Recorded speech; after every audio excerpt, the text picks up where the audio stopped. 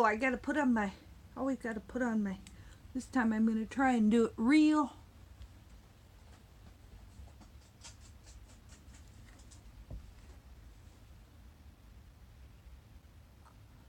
Yeah, there we go. Very good. Very good. Oh, hello. My name is Meem, and here I am traveling around the country in my RV, and I like to read books to you. Let's see, who do we have here? Oh, hi, Poppy and Cedar. Oh, my goodness.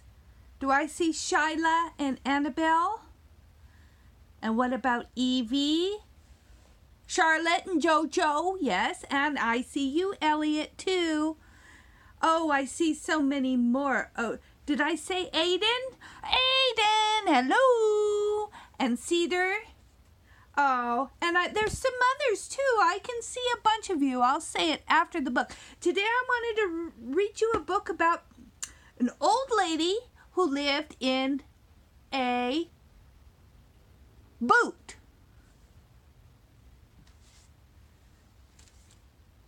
Here it is. I knew right where my book was this time, and that's unusual, as you well know.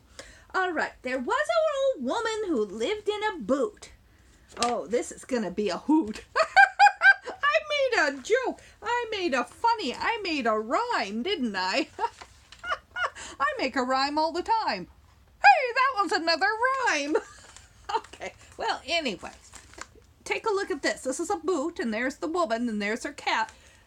There was an old woman who didn't like children, who lived in a musty, old, crusty, old boot, who had an old cat who didn't like kittens, who didn't like anything little or cute.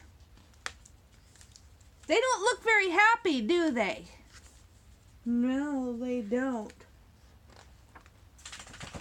Then along came another, a remarkable mother, who moved into a rumble-down, tumble-down shoe, who shattered the quiet, who caused quite a riot, with her clattering, chattering, clamoring crew. Now what would the old woman do? See, look at this shoe with all the kids. They were probably very noisy. This one's blowing a horn. That old lady's not going to like that. No way. This one's sliding right down the shoe. She peeked through the laces, spied all those cute faces, then turned to the cat in a horrible mood. The nerve of that crowd, so noisy, so loud. The cat quite agreed, and they were terribly rude. She doesn't look very nice. As it happened that day, the old witch down the way had a sale on old lotions and potions and such. And there on her lawn was some kitty begone. A bit stale, but it didn't cost much. The witch said, "My dear, the instructions are clear. You must follow them right to the letter. But if a teaspoon or 2 would sufficiently do, the old woman thought 10 would be better." Kitty begone. She's going to get rid of the kids. Oh, no. So she and the cat dumped it all in a vat, setting sweet chairs in the shade. They even made ice. Now, wasn't that nice? And a sign that said, "Free lemonade." Oh, I don't think I like this lady. I don't think I like her at all. The kitties were grand. They came running as planned. The old woman was trying her best, sounding so sincere. She said, "Welcome, my dear," as she greeted and seated each guest. cup after cup the kitties drank up, then fell to the ground in a heap. The old woman was smirking. My poison is working. Each one of those pests is asleep. Well, that probably made her happy. Each gibbering, jabbering lemonade drinker, each chittering, chattering wee little stinker, each squeaker, each squawker, each tittering talker. Not one of the guests made a peep. The old woman said, Cat, we took care of that. With a cheer and a flick of a tail, they cried, Kitties, be gone! But did someone just yawn? They'd forgotten the poison was stale. With a weak little whizzle, the magic went fizzle.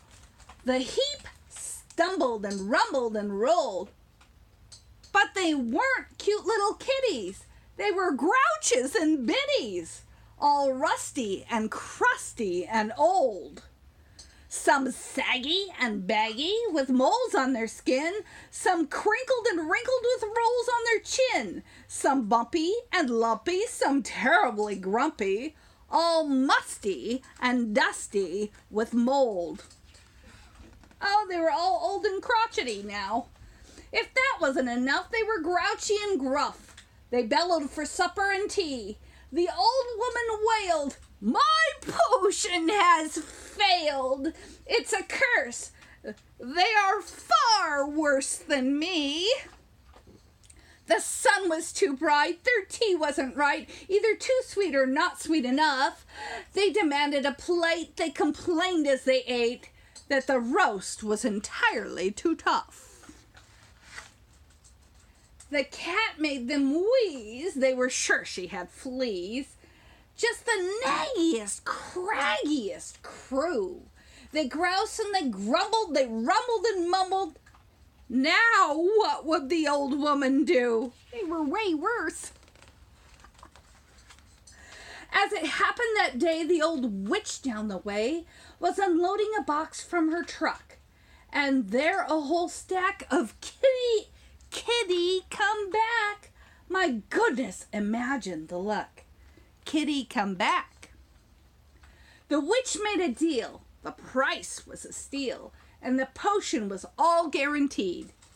The old woman cried, Great! I'll buy the whole crate. What a bargain. It's just what I need.